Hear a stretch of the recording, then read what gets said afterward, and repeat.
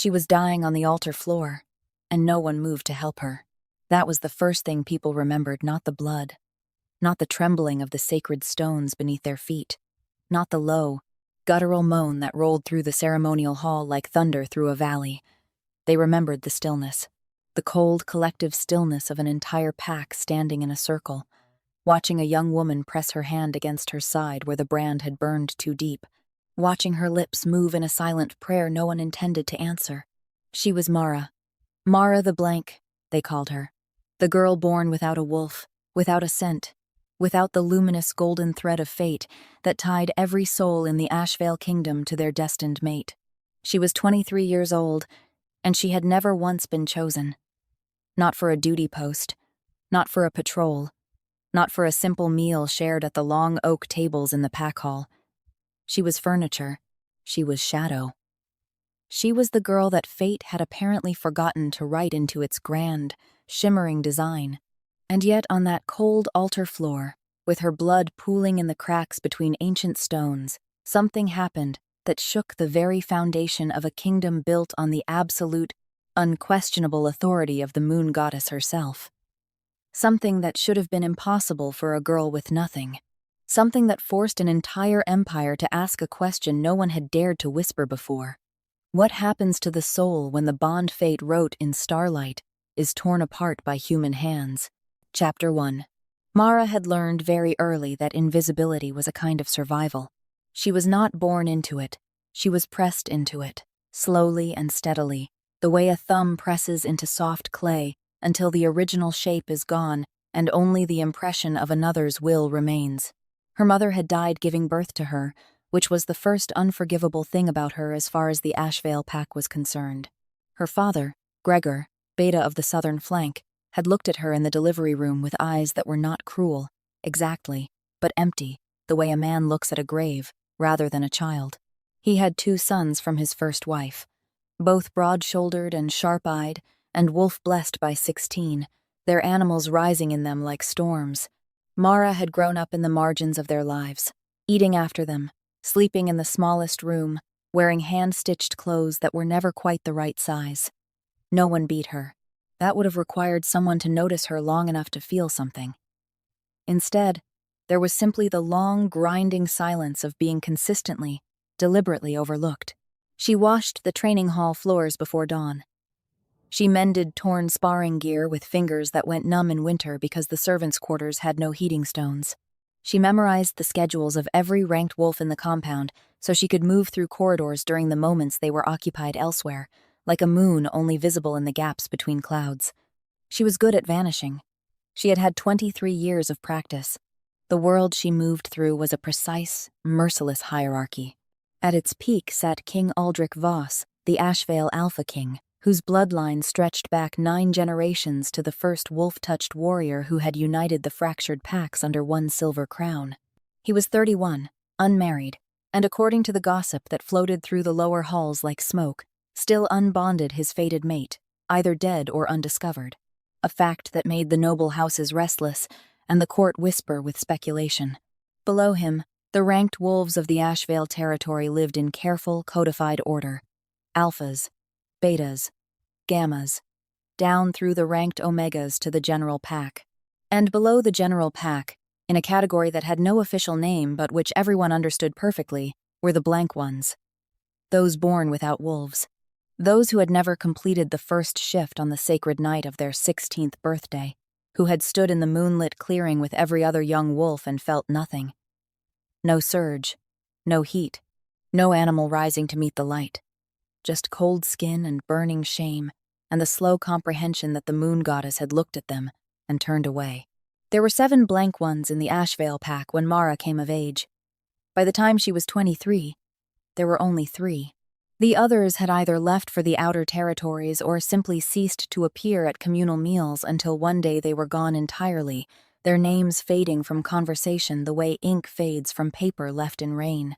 Mara had stayed because she had nowhere to go, and no wolf speed to carry her there, and because somewhere beneath the layers of silence and suppression, she carried a stubborn, inconvenient belief that she was still, in some irreducible way, a person. The offering ceremony happened once every 5 years, and it was, by royal decree, mandatory for all unmated wolves in the territory between the ages of 18 and 30. The premise was simple and ancient. Every unmated wolf would stand in the ceremonial hall of the Ashvale Palace, and the Alpha King would walk among them, guided by the moon goddess's light, seeking the scent of his fated mate. It was more pageantry than anything else. Most kings found their mates through ordinary channels, through pack gatherings and border negotiations and the natural proximity of two fated souls living in the same territory. But the ceremony was tradition, and tradition in the Ashvale Kingdom was treated like law. Mara had not been expected to attend. She had no scent worth reading, no wolf to cry out to a passing alpha, no bond thread to shimmer in the ceremonial light. Beta Gregor had not even told her the date. She had found out from a laundry schedule change the palace servants always cleaned the ceremonial hall the week before an event of significance. She had gone anyway. Not out of hope. Hope was a luxury she had trained herself out of long ago, but out of the same wordless instinct that makes a person press their palm to a wall they know is solid just to feel something real. She had dressed in her plainest gray linen, braided her dark hair off her neck, and joined the long procession of beautifully gowned and scented wolves filing into the great hall, invisible as ever, tucked at the very back of the crowd near the stone pillar where the ceremonial torches threw the least light. She had not expected anything to happen. She had certainly not expected to collapse. Chapter 2. The Alpha King entered at midnight, as was custom through the great ironwood doors at the northern end of the hall, preceded by 2 royal guards carrying the silver-tipped banners of the Ashvale crown. Mara had seen King Aldrich only twice before in her life, and both times from a distance. He was tall in the way that pack alphas often were, but there was something more to him than mere physical size, a quality of presence, like barometric pressure, like the moment before a storm when the air itself seems to become aware that something significant is approaching. His hair was dark, his jaw set in an expression of practiced composure, his eyes, even at this distance, burning with a particular quality of silver gray that marked him as moon-touched at the deepest level.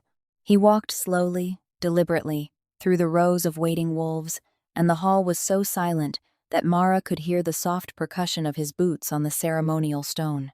She watched him the way she watched most things of beauty or power, with the careful, contained attention of someone who has learned that wanting is dangerous. She was perfectly still. She was, as always, invisible.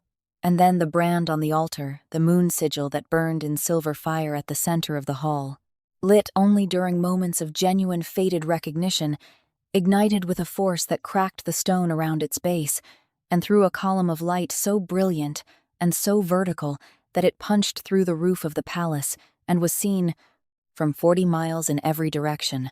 It was pointing at Mara. The hall did not erupt in celebration. It erupted in silence, the kind that is louder than screaming, the kind that falls over a crowd when something has happened that no one has the framework to process. Every head turned. Every wolf in the ceremonial hall, ranked and general, noble and servant, scented and wolf-strong, turned and stared at the girl in gray linen standing at the back by the stone pillar. The girl with no wolf and no scent, and no rightful place in this ceremony. The girl who was supposed to be invisible. Mara herself did not understand what was happening.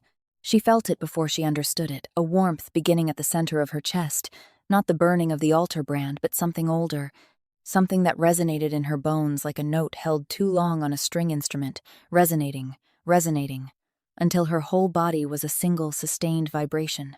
She pressed her hand to her sternum.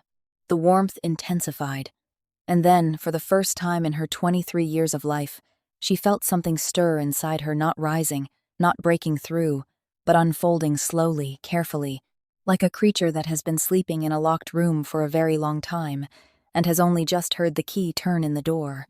Her wolf, small and silver-white and incandescent, looking up at her from the inside of her chest with eyes like winter stars. King Aldrich had stopped walking. He had turned to face her direction. His expression had broken just slightly, just for a moment from its practiced composure, and what moved across his face in that unguarded instant was not recognition or joy or the soft wonder that fated mates described in the old stories. It was shock. Raw, unfiltered, deeply unwilling shock. Because the moon sigil had chosen a blank one. The moon goddess had written her bond into the soul of the king's fated mate, and then hidden it inside a girl that the whole kingdom had agreed was worth nothing. The altar stone cracked fully down the middle when Mara's knees hit the floor. She had not fallen from weakness, or not only from weakness, but from the sheer tidal force of the bond snapping into place, a sensation she had no vocabulary for because no blank one in recorded Ashvale history had ever survived a fated bond recognition. Her vision went white, her blood went warm.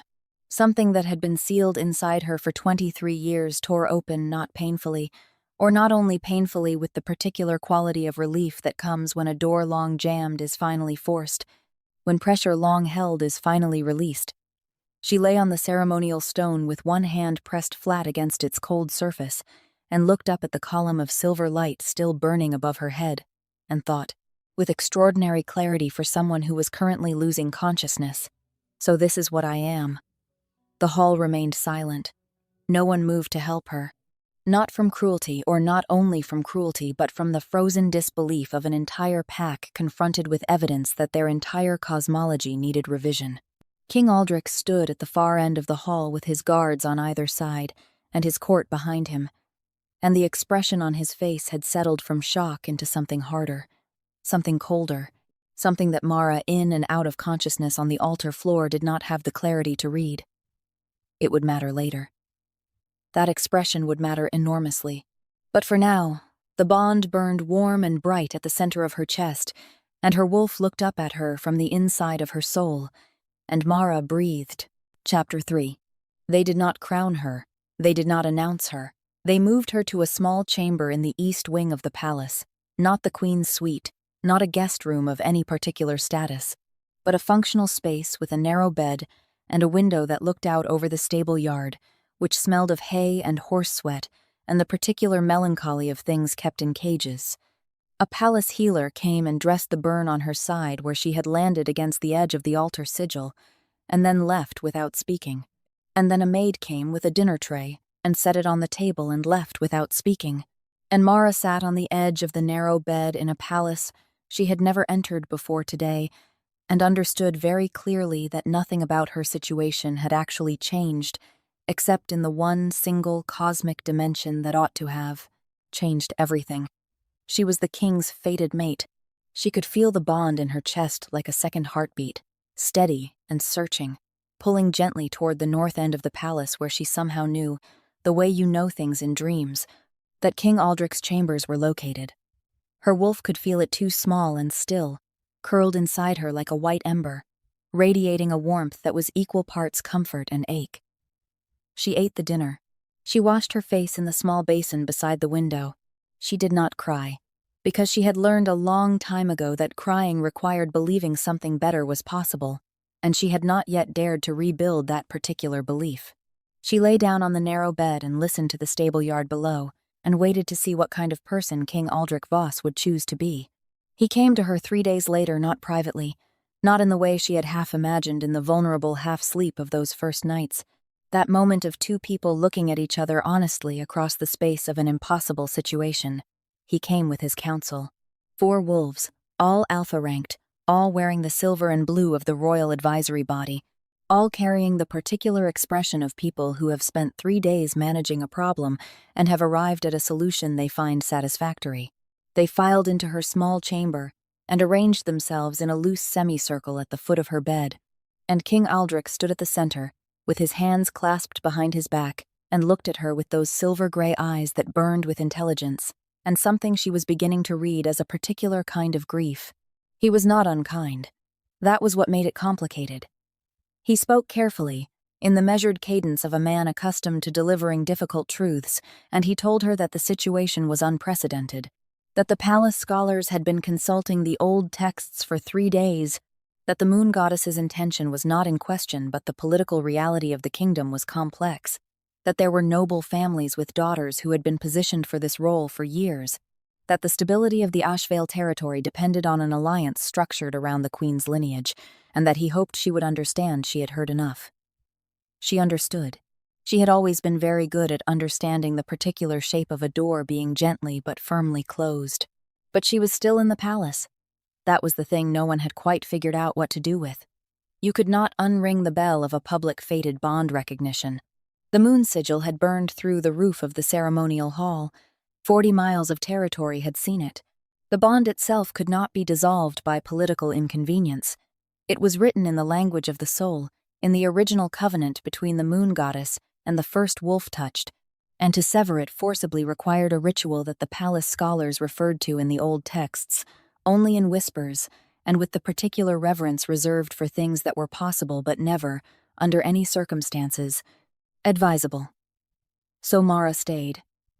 Not as the queen apparent, not with any title or ceremony or public acknowledgement, but as a kind of open secret that the palace had not yet decided how to classify.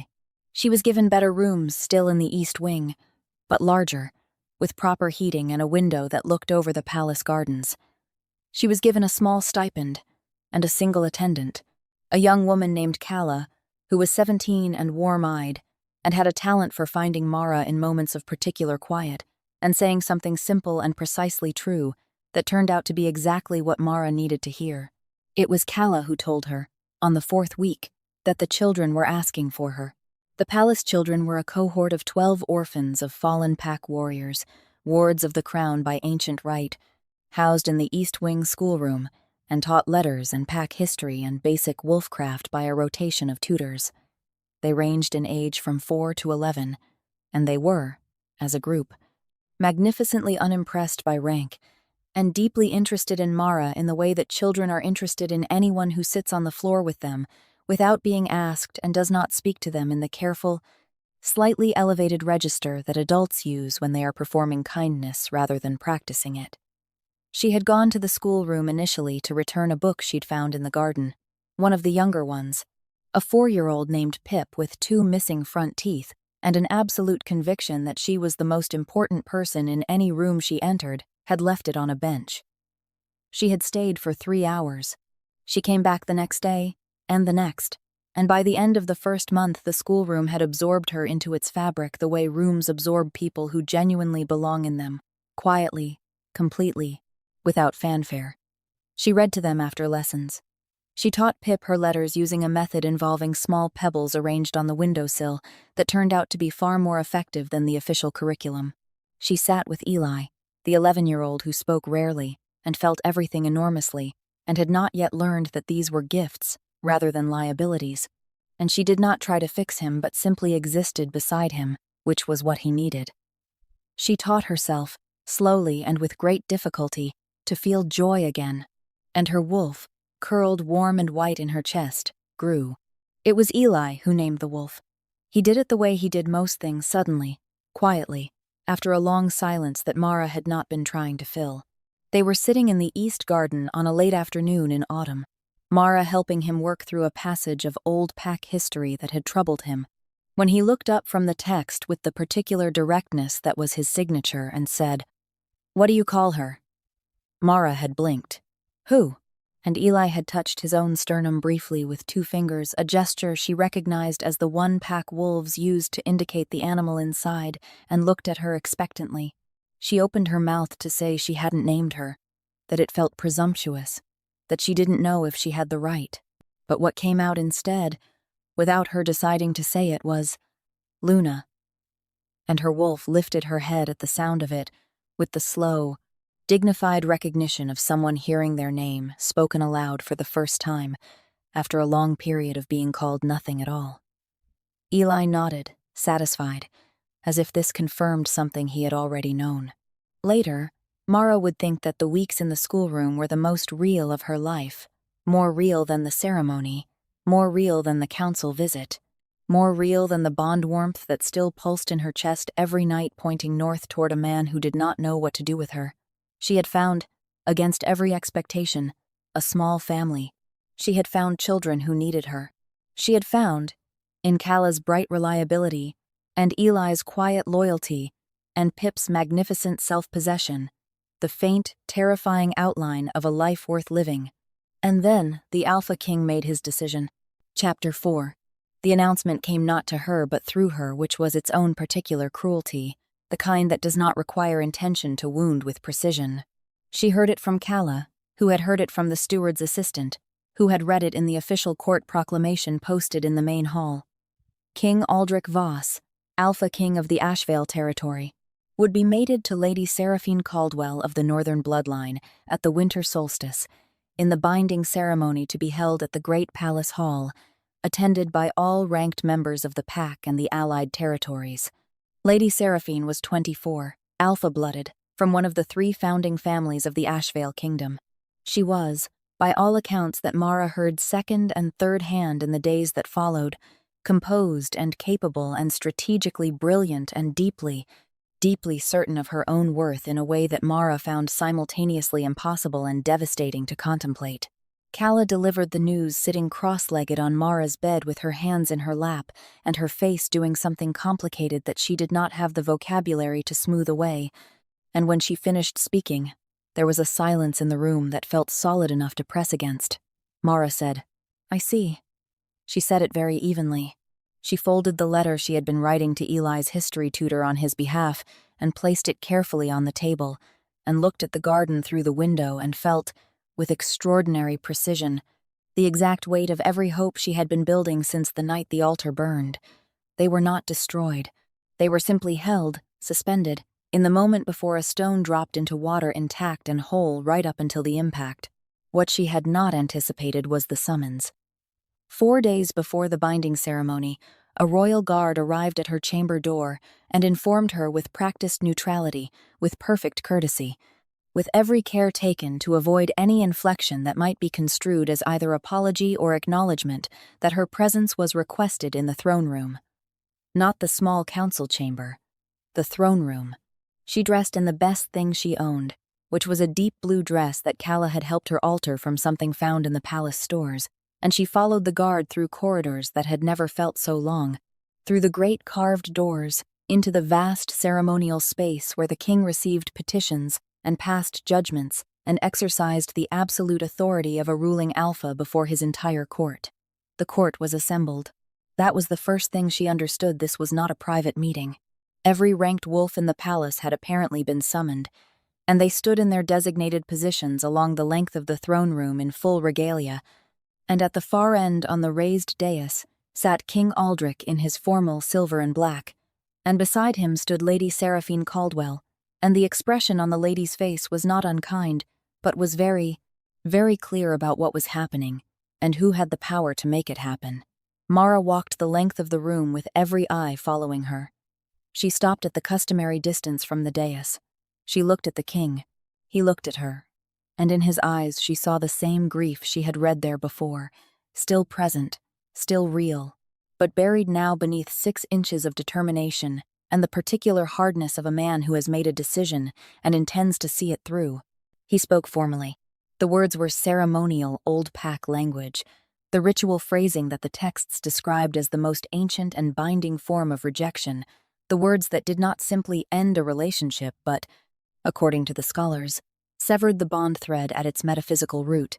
She had read about it only once, in a history text in the schoolroom, in a footnote that described it as an act so violating to the soul's architecture that it had been banned by 3 successive moon councils and permitted again only under extraordinary circumstances of political necessity. He said the words, all of them, every syllable of the old tongue falling into the throne room's silence like stones into deep water, and with each one Mara felt something inside her chest not break, not tear, but burn. Not the warm burn of the bond as it had been, something colder, something that went all the way down. She stood very still. She kept her face composed. She was extremely good at keeping her face composed. Luna screamed. That was the word for it. No other word would do.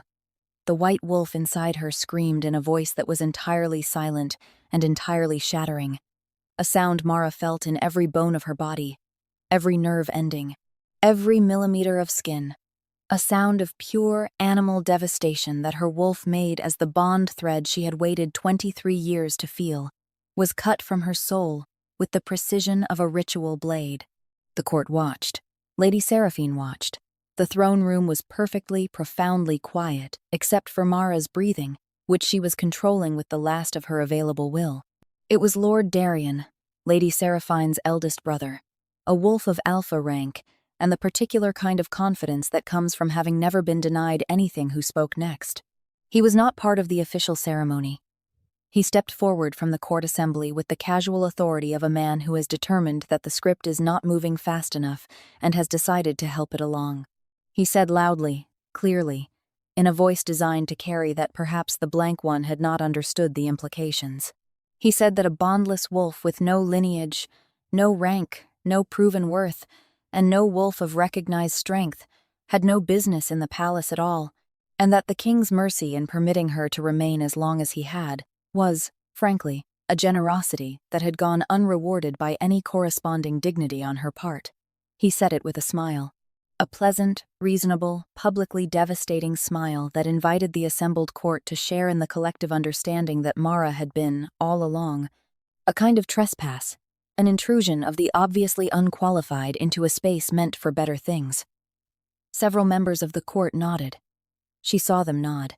She stood in the center of the throne room and felt the last of the warmth leave her chest in a slow, irreversible tide, like heat leaving a room after the fire goes out, and understood that she was going to have to walk the entire length of this room under every eye that had just nodded, and that she was going to do it without falling. She walked the entire length of the room. She did not fall. She was almost at the great carved doors when Lady Seraphine's voice reached her, not cruel, precisely, but carrying the particular ring of a woman who has won and wishes the victory to be clear. She said, "I do hope you find something suitable elsewhere. I understand the outer territories are accepting applications from the unranked." Someone laughed. Not many, 3 or 4, the kind of people who laugh not because something is funny, but because a powerful person has given them permission to. The sound followed Mara through the doors. The doors closed behind her. She stood in the corridor on the other side and breathed, very carefully, for a long moment. Luna was silent inside her. Not gone, she would always be there now. The 23-year unfolding could not be reversed, but silent in the specific, devastating way of a creature that has been hit hard enough to have nothing left to make noise with. Mara pressed her hand flat against the corridor wall, feeling the cold stone under her palm, grounding herself in the physical reality of a body that was still, against all odds, functioning. She thought about Pip and Eli and the pebbles on the windowsill and the small family she had built in the East Wing schoolroom. She thought about Luna, silver-white and star-eyed and beautiful, curled inside her like a wounded thing. She thought about what it felt like to be worth nothing, and what it felt like to believe, briefly, that you were worth everything. And she thought about how much worse the second feeling made the first.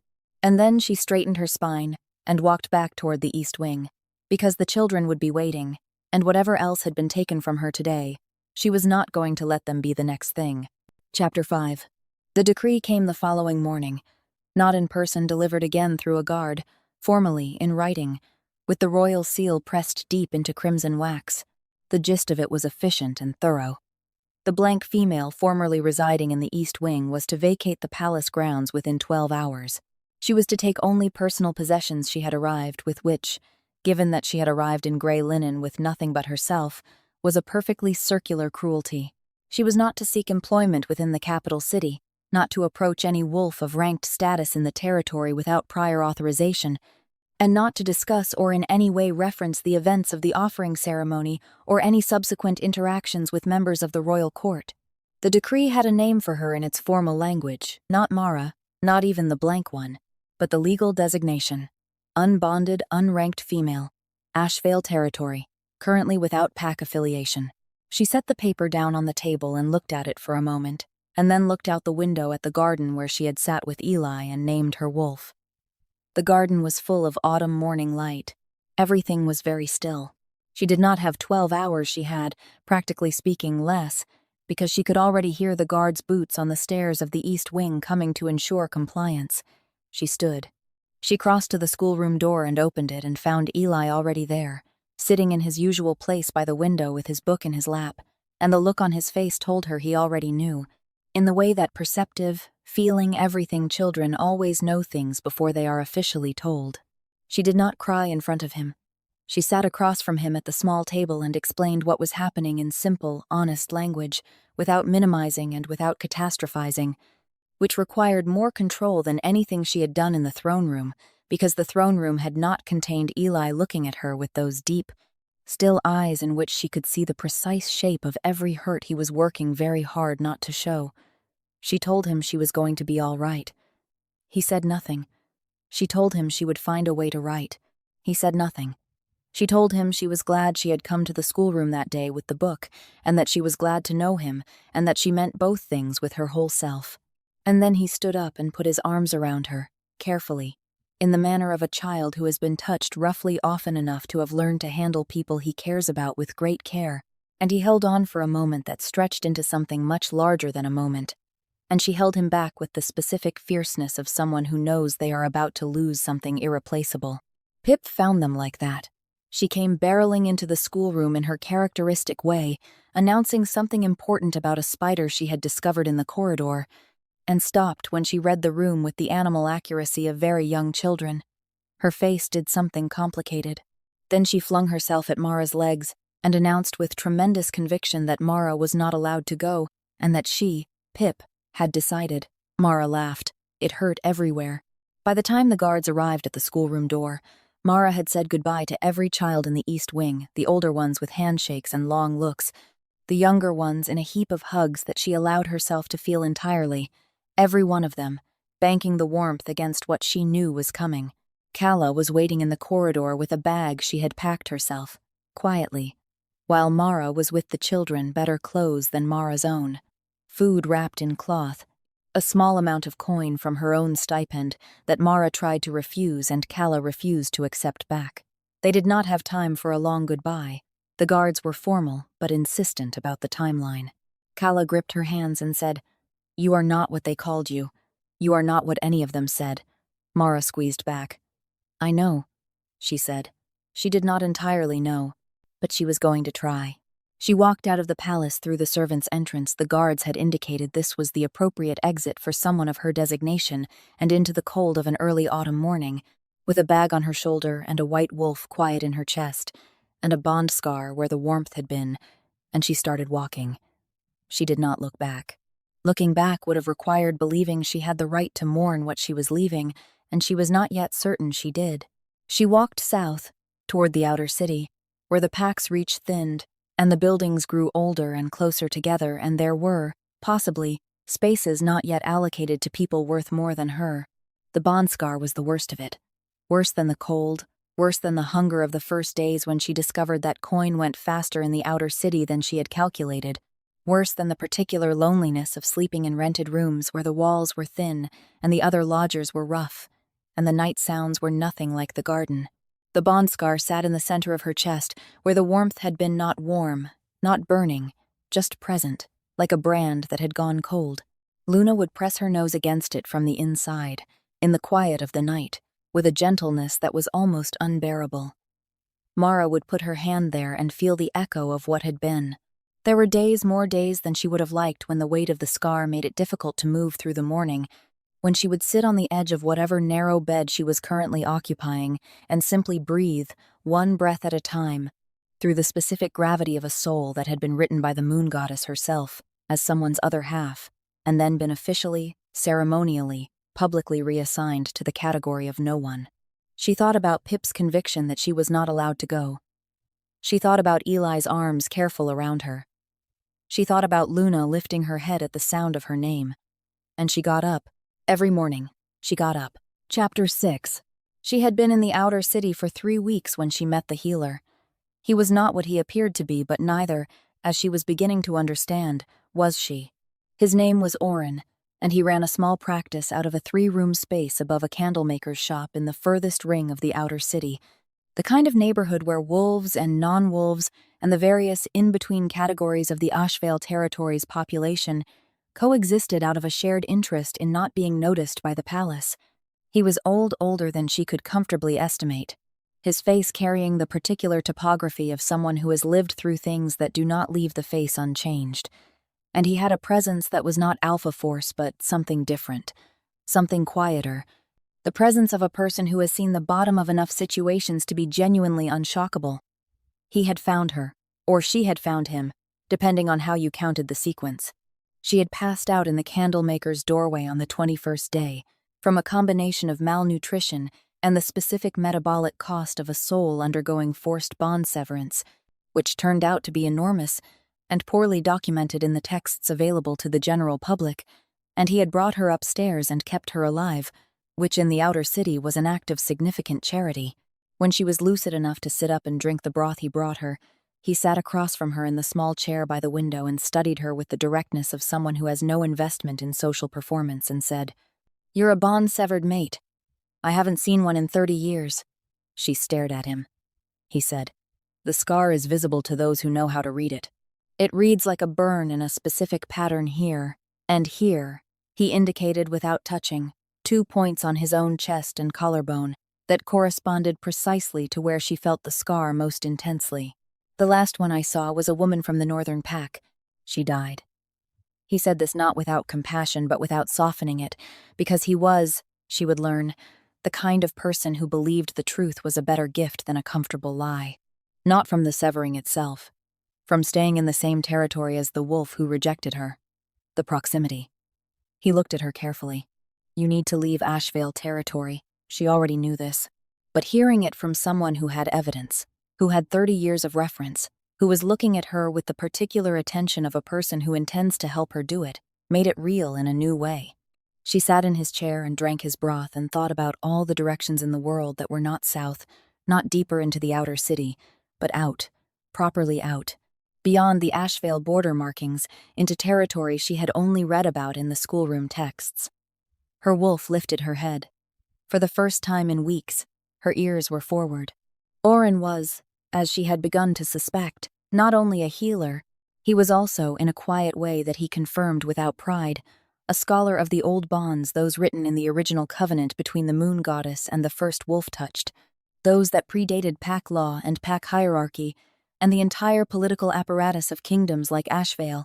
He had spent 60 years studying them because he had personal reasons, which he would not share in detail but which Mara read in the shape of his face when he discussed bond severing. A grief that had become philosophy, which was perhaps the only way to survive a grief of that particular kind. He told her things that the palace scholars had not told her, things they might not have known, or might have known and preferred to leave unspoken. He told her that a forced bond severance did not, as the ritual phrasing implied, destroy the bond. It suppressed it, compressed it, drove it into the deepest layer of the soul, below the level where ordinary wolf sense could read it, below even the level where the rejecting wolf would feel it in their daily life, but not gone.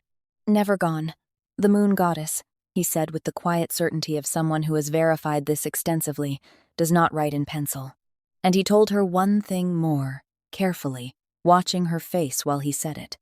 A bond-severed mate who survived the suppression, who found their own strength, who reached a place of genuine power outside the original pack's territory, that bond did not stay suppressed. It evolved. It became something the old texts had a specific name for, in the original language. He showed her the word. She sounded it out. It translated, imperfectly, as the bond that returns armed. Chapter 7. She left Ashvale territory on the night of the next new moon, which Oren had chosen deliberately new moon nights, were the nights the old covenant magic was most neutral, least likely to be read by pack border watchers with any accuracy. He gave her a map of the territories beyond the Ashvale borderlands, a pack of preserved food that would last 2 weeks if she was careful, and a letter in old script that he said she should deliver to a woman named Elder Vey in the settlement of Thornwood, 7 days' walk into the Freelands east of the border. He also gave her a name for herself, not a new name, but an old one, the name her wolf had always had according to the old way of reading it, written in the bond language that described an animal's nature rather than its pack affiliation. Luna, Argent, Silver Moon. He said it like a title. She wrote it on the back of her hand with a charcoal stick and walked north until she hit the border, and then east until she crossed it. And the moment her feet crossed the boundary line, she felt the bond scar in her chest shift. Not warm, not painful, but slightly less compressed. The way a stone lifted half an inch off a chest still weighs, but differently.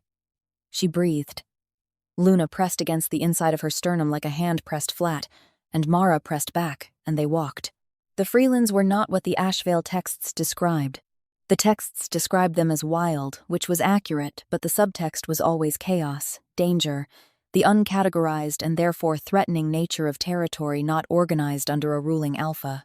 What Mara found instead was complexity, a landscape of different packs, different hierarchies, different histories and alliances and tensions, none of them arranged in the neat pyramid of Ashvale's structure, but none of them chaotic either, or not only chaotic. She passed through 3 different settlement territories in the first 4 days of walking. In the first, she was not welcomed. A blank-scented wolf carrying a bond scar was not a profile that the outer Freeland settlements were accustomed to, and the border wolves of the Keth community were polite but firm about strangers passing through without credentials. In the second, a smaller community of 20 or so wolves living in a cooperative structure without a formal alpha designation, she was offered a meal and a night's shelter by an older woman who pressed the food into her hands without explanation and said only, "You're carrying something heavy. Eat first." Mara ate. In the third settlement, she was tested not with violence, but with the subtle, comprehensive social assessment that wolf communities used to determine the nature of a stranger, the kind that involved apparently casual conversation and apparently incidental proximity, and the reading of 1,000 small signals that added up to a verdict. She passed, though she did not know what verdict they had rendered until the settlement's senior wolf pulled her aside on the morning of her departure and said, with the directness she was beginning to recognize as a Freeland's characteristic, "Your wolf is older than you are." She did not know what that meant. She filed it carefully. The 5th and 6th days were the hardest. The terrain changed higher elevation, more exposed, the late autumn wind finding every gap in her clothing with the focused malice of something personal. She rationed the food carefully. She kept her pace even. Luna stayed close to the inside of her chest, radiating a warmth that Mara was grateful for in a way that was beyond gratitude, that was closer to the foundational relief of discovering a resource you had not known you had. On the night of the 6th day, she sheltered in a rock overhang with the temperature below what her body wanted it to be, and her feet hurting in ways she was choosing not to examine in detail, and the bond scar aching in the particular way it did when she was cold and tired and the defenses were thin. She lay on her back and looked at the sky through the gap in the overhang and found, after a long search, the star that the Ashvale teachings called the moon goddess's eye, the fixed point that the old navigation texts used as a true north reference. She had learned this in the schoolroom, teaching it to Eli from the history text with the footnote about bond severance that she had not then known would describe her own situation. She thought about Eli. She thought about the weight of his arms around her, careful and fierce. She thought about Pip's announcement that she was not allowed to go. Luna, inside her, turned in a slow circle and lay down. Mara put her hand to her chest and kept the warmth there through the night. The 7th day, she reached Thornwood. Chapter 8. Thornwood was not what she had imagined from Oren's brief description. She had expected something small, provisional, a settlement at the edges of things. What she found was a community of nearly 200 wolves, living in a structure that was neither pack nor settlement in the traditional sense, but something the Freelands called a sanctuary, a designated space under the protection of the old covenant law, where any wolf who carried a legitimate claim of sanctuary, a bond scar, a forced exile, a life debt unpaid could not be touched by pack authority, could not be extradited to any territory, could not be named or claimed or redesignated against their will. It occupied a valley between 2 long ridges, the buildings made of pale stone and old timber, the whole of it marked at its 4 corners by standing stones that vibrated, if you pressed your hand against them, with a frequency Mara recognized as close cousin to the resonance of the ceremonial altar sigil she had cracked on the night of the offering. She pressed her hand against the entrance stone as she passed it. Luna surged against her sternum for the first time since the severance, not a scream this time, but a sound that had no precise English equivalent, something between recognition and relief, the sound of an animal reaching a place it knew from memory, even though it had never been there before. The entrance wolves read her letter from Oren, and looked at her face, and looked at the bond scar with the knowing eyes of people who had seen this before and knew what it cost, and they brought her inside. Elder Vey was 73 and approximately 4 feet 11 inches, and the most formidable wolf Mara had ever met, and she had met a king. She received Mara in a long, Low room full of books and firelight, and the particular atmosphere of a space that has been used for difficult conversations long enough that the walls have absorbed some quality of patience and precision. She read Oren's letter with her head bent, unhurried, and then she set it down and looked at Mara with eyes that were old and very sharp and operating. Mara felt, at a level of analysis that was taking in more data than was physically visible. "He says you survived the severing," Elder Vey said. "That you kept your wolf through it." Mara nodded. "He says the wolf named herself." Another nod. "Luna." Elder Vey made a sound that was not quite approval and not quite surprise, but contained elements of both. "That is very old behavior. The original bonded wolves in the First Covenant, the ones written before pack law, before kingdoms they named themselves. The ones with the oldest blood." She looked at Mara for a long moment. "You know what your father's lineage is?" Mara said she knew her father was Beta of the southern flank of the Ashvale pack, and that her mother had died before telling her anything, and that beyond that she had no particular information. Elder Vey said, "No. I don't mean your father." She picked up a second piece of paper from the pile beside her, not Oren's letter, but something else, something that had been there before Mara arrived. She slid it across the table. "I mean your mother." The paper was old, not antique old, not ceremonially old, but approximately 24 years old, which was specifically the age at which things related to Mara's birth would have been written down. It was a record from the Moon Council's registry, the official body that tracked lineage, bond recognition, and the Old Covenant bloodlines, and it documented the birth of a female child to a woman named Lyra Argent, Freeland's sanctuary wolf, formerly of the elder house of the original Covenant bloodline, who had entered the Ashvale territory under a proxy name 25 years earlier, for reasons that the registry noted as classified, Elder Council eyes only, and had died in the Ashvale pack during a childbirth that the registry noted as complicated by bond suppression artificially induced. Mara read this 3 times. Then she looked up at Elder Vey. "My mother suppressed her bond artificially." Elder Vey said, "Your mother was trying to hide from people looking for her because of what she carried in her bloodline." She tapped the registry entry, specifically the notation in the lineage column, First Covenant, Argent House, direct matrilineal descent. Your mother was the last daughter of the original Covenant bloodline, which makes you, she paused, not for effect, but with the gravity of someone delivering information they know will change the shape of a person's entire past, the inheritor of the Covenant. The fire crackled. Luna, inside Mara's chest, rose to her feet. Chapter 9. The Covenant Bloodline. She had read about it in the Ashvale schoolroom texts in the approved, politically managed version that the palace historians had produced, which described it in 2 sentences as a mythological concept related to pre-political wolf societies that was not relevant to contemporary pack structure. She had read those 2 sentences at age 8, sitting next to Eli, and thought nothing of them. Now, sitting across from Elder Vey in the firelit room in Thornwood, she understood that those 2 sentences represented the most thorough act of deliberate historical erasure she had ever encountered. The Covenant bloodline was not mythological. It was the oldest and most fundamental power structure in the wolf-touched world. Older than the Alpha hierarchy, older than the pack system, older than kingdoms like Ashvale, and it described the direct line of those bonded to the moon goddess herself in the original compact, those in whose blood the Covenant was written as a living document rather than a historical text.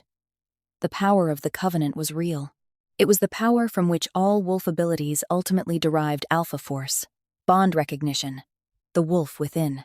And it had been concentrated, over generations, in a single matrilineal line, the Argent House, whose daughters carried in their blood not merely the ability to bond, but the original source of bonding itself. Her mother had been the last known daughter. Her mother had hidden her in an Ashvale pack, passed as a Beta's forgotten child, and died before she could tell her daughter what she was. And Mara had spent 23 years believing she was worthless. Elder Vey spent 3 hours explaining it, and Mara spent 3 hours listening with the specific attention of someone whose entire self-concept is being rebuilt from the foundation while they watch. The blank birth, the absence of a wolf at 16, was not a failure. It was documented in the old texts as a characteristic of the Covenant line. The wolf did not rise at 16 because it was not ready, because the covenant power took longer to develop and required a triggering event of sufficient emotional or spiritual significance. The triggering event was the fated bond recognition. Luna had been inside her since birth, sleeping in the locked room, waiting. She had not risen at the ceremony because the king walked through, she had risen because the bond was genuine. The moon goddess had written King Aldrich as Mara's fated mate, not as coincidence or ceremony, but as a covenant act. The bond between the last daughter of the Argent house and the ruling alpha of the largest pack territory was the oldest kind of bond, the original kind, the one written at the beginning of the wolf-touched world, which meant the forced severance, Lord Darien's pleasant smile, the ritual words in old tongue. The court watching had not suppressed an ordinary fated bond. It had attempted to suppress a covenant bond. And a covenant bond, Elder Vey said with the quiet precision of someone who has spent 40 years studying this, did not suppress. It stored. It compressed and concentrated and built pressure, the way water builds behind a dam, and at the point of sufficient pressure it would not trickle, it would break. Luna did not wait for Mara to finish processing this information. The wolf had been patient for 23 years and had endured a forced suppression and a 7-day mountain crossing and approximately 93 days of collective suffering, and she had a limit. The limit was apparently Elder Vey's firelit room, in the moment when the comprehension finally reached the level of Mara's body, rather than merely her mind, the moment when she understood, in the full physical sense of the word, what she was. Luna rose, not slowly, not gently, not with the careful, gradual emergence that wolf-touched children described from their first shifts. She rose the way a tide rises when the moon is directly overhead, and everything that has been pulling in the same direction finally reaches the same point at the same instant. Mara's vision went silver. Her bones went warm. Her skin lit from the inside with a light that Elder Vey later described as visible from outside the building and possibly from the ridge above the valley. The wolf that emerged was not the small white ember of the schoolroom weeks. She was large, larger than an alpha female, larger than the dominant wolves of any pack Mara had ever read about, and her coat was the precise silver white of moonlight on water, and her eyes were the same color as the star Mara had found in the gap of the rock overhang on the 6th night of her journey. The bond scar in Mara's chest did not ache. It blazed. The covenant bond that had been compressed and stored and concentrated through 93 days of rejection and exile and grief turned in that moment from a wound into a weapon. And at the north end of the Ashvale territory, 40 miles from Thornwood, in his palace chambers, King Aldrich Voss woke from a dead sleep, with a sound he could not identify, and a hand pressed to his chest, and a feeling like a tide coming in. Elder Vey was unsurprised. She was, Mara was learning, unsurprisable in the most useful possible way. Not because nothing affected her, but because she had arranged her relationship to reality such that information arrived and was integrated without the disruption of shock. She sat across from Mara in the aftermath of the emergence with the registry document still between them and the fire burning steadily and said, in a voice that was careful and very honest, "You understand what this means for the king." Mara, sitting in the chair with Luna's warmth, now fully integrated into her own warmth, her own body, their boundary dissolved and redrawn as a single thing, said that she was beginning to. The forced severance of a covenant bond is not a thing that stays severed, Elder Vey said. It returns. You know this, Oren told you the phrase. The bond that returns armed. The one who performed the severance, the king, will begin to feel the reversal. It will not be comfortable. Something complicated moved through Mara at this. Not vindictiveness, she was surprised to find she did not feel vindictive, or not primarily. What she felt was something closer to the bone-deep certainty of a person who has discovered that the story they were living was never what they were told it was, and that the revision changes not only the past but the entire direction of the future. She said, "Will he understand why?" Elder Vey looked at her. "That will depend entirely on whether someone chooses to explain it to him, or whether you choose to make him figure it out himself." For the first time in 93 days, Mara smiled. Final chapter. She spent 2 months in Thornwood. Not hiding, not recovering. Exactly, recovering was too passive a word for what was happening, which was more like reconstruction, like the painstaking and purposeful work of rebuilding a structure from the foundation with better materials and a clearer architectural plan than the original had possessed.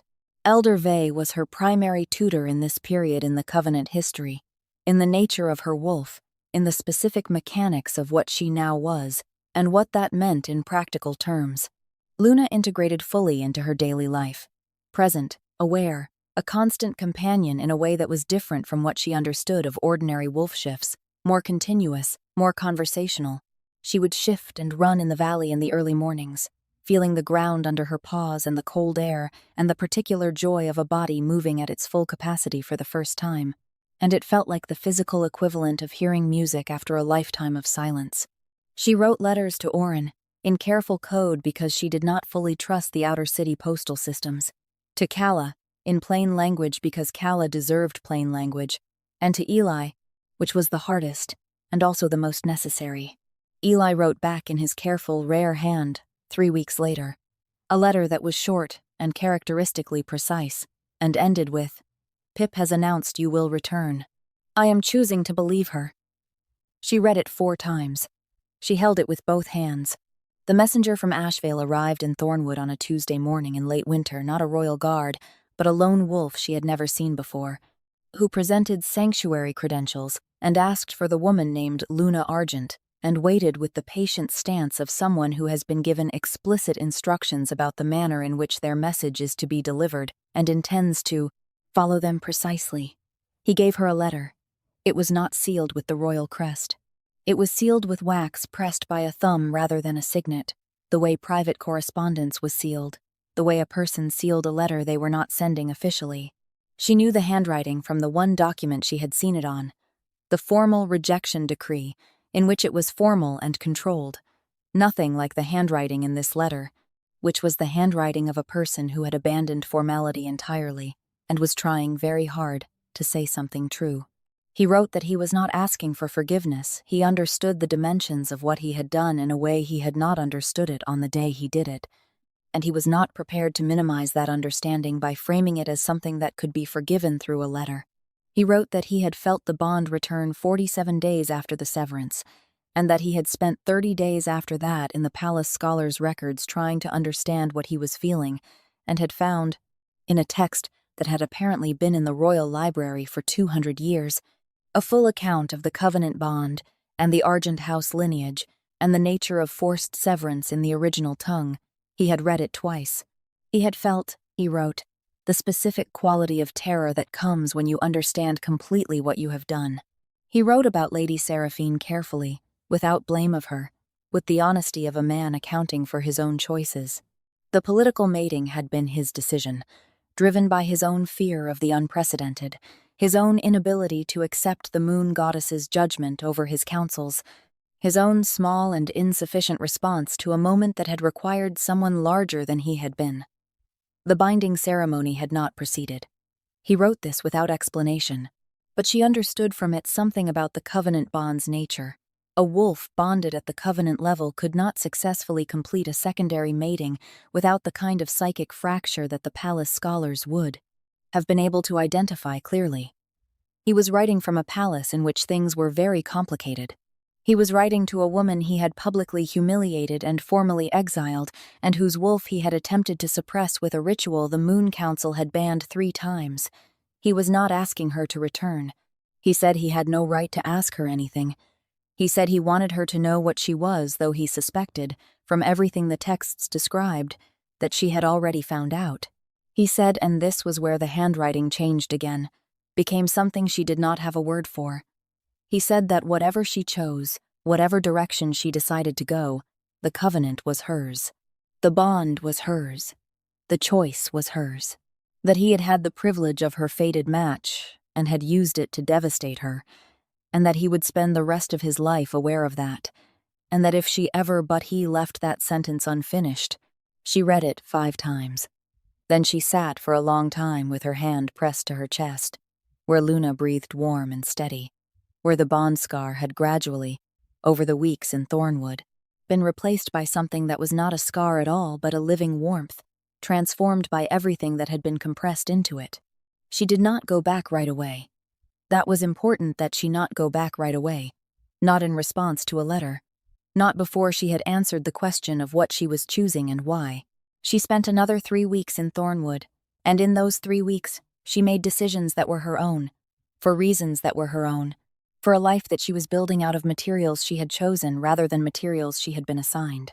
She arranged, through Elder Vey and the sanctuary's legal scholars, the formal documentation of her Argent house lineage with the Moon Council registry, the document that established, publicly and irrevocably, that she was not the blank one of the Ashvale Pack's outer ring, was not the unbonded, unranked female of the legal decree, was not furniture or shadow or the girl that fate had forgotten. She wrote a letter to Eli that told him she was coming, and to Pip that she was keeping the pebbles. She wrote to Calla with the kind of directness that their friendship had always contained, and asked her to have patience for a few more weeks. She sat in Elder Vey's firelit room on the last evening before her departure, and said goodbye to the old woman in the way you say goodbye to someone who has given you back to yourself, which involves very little language and a great deal of the specific, irreducible weight of gratitude that cannot be adequately expressed in any vocabulary that exists. Elder Vey said, "Go carefully." Mara said, "I will." Luna, inside her, ran. She entered the Ashvale territory on a morning in early spring when the light was new and sharp, and the border stones hummed under her palms as she passed them with a resonance that she now understood was the covenant recognizing itself. The bond warmth in her chest guided her north without hesitation, the way it had on the night of the ceremony, the way it always had, not as a leash, not as a force pulling against her will, but as a warmth she was choosing to follow, which was an entirely different thing. She was not the same person who had walked south through the servants' entrance with a bag on her shoulder and a shattered warmth in her chest. She was taller in some way that had nothing to do with posture and everything to do with the quality of attention she now brought to the space she occupied. Luna moved with her, not hidden, not suppressed, fully integrated, visible in the way that a wolf deeply at home in its own skin is visible, in the particular quality of certainty that people can read before they know what they are reading. She was recognized at the outer city's edge, not by the palace, not by any official mechanism, but by 2 ordinary packwolves who looked at her and then looked again and then looked at each other with the expressions of people who are rearranging a significant amount of prior information very quickly. She did not stop to explain herself. There would be time. There was going to be, she understood, with the clarity of someone who has finally arrived, somewhere they chose rather than somewhere they were sent, a great deal of time. She went to the schoolroom first. She had decided this in Thornwood, and she was committed to it. The palace could wait. The politics could wait. The complicated, necessary, unfinished conversation with a king who had broken something irreplaceable and was spending his days understanding exactly what he had broken that could wait. The schoolroom could not. She went up the east wing stairs in the late morning and opened the schoolroom door, and Pip was the first to see her. Pip, who processed information at a speed that was frankly alarming in someone who had just turned 5, and who launched herself across the room with the absolute conviction that this was correct and expected, and exactly what she had announced would happen. She caught her. She held her the way she had held her in the goodbye, the same specific fierceness, and Pip smelled like chalk and something sweet, and entirely herself. And Mara closed her eyes for a moment and simply held her. Eli came to her more slowly, as was his way, and the look on his face when he reached her was the look of someone who has been holding something for a long time and is now, finally, carefully, putting it down. He put his arms around her, and she put her arms around him, and Luna pressed herself warm against the inside of her sternum, and the bond warmth pointed north, always north, steady as a compass, and Mara pressed her cheek to the top of Eli's head and breathed. This is what survived, she thought. This is what the soul keeps, even when everything else is taken. The small family, the named wolf, the children who insisted on your continued existence with a ferocity that no formal decree could override. This is what the bond that returns armed comes back to protect. Later in the days and months that followed, in the long, difficult, honest process of 2 people trying to build something real out of the wreckage of an impossible beginning, she would be asked many times what it had felt like, what happened to the soul when the bond was broken. She had different answers for different people, in different moments.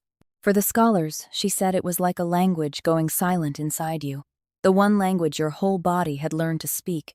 And the silence was comprehensive, and it was cold, and it lasted for a very long time. For Elder Vey, who was one of the few people who could sit in the room with the whole truth of it and not flinch, she said it was like being unmade in a specific way, not destroyed, but taken apart and left disassembled in the dark, and that the question was not whether you would be put back together, but whether you could find, in the disassembly, a clearer picture of what the pieces actually were. For Eli, who asked her once in his direct and careful way, sitting in the East Garden in the second spring after her return, she said something different from either of these. She was quiet for a moment, with her hand on Luna's warmth and the bond warmth steady in her chest, and the sound of Pip's absolute conviction floating in from the window, and she said, "It feels like being told a story that ends before it should, and then finding out that the story isn't the kind that can be ended without permission. That some bonds are written in a language deeper than anyone's authority to break them." She looked at the star just visible in the early evening sky, the moon goddess's eye, the fixed point, true north, and she felt Luna inside her look up at it too. "The soul remembers," she said quietly, "even when it isn't supposed to, even when everyone with power agrees that it should forget," she breathed. "It remembers everything, at one."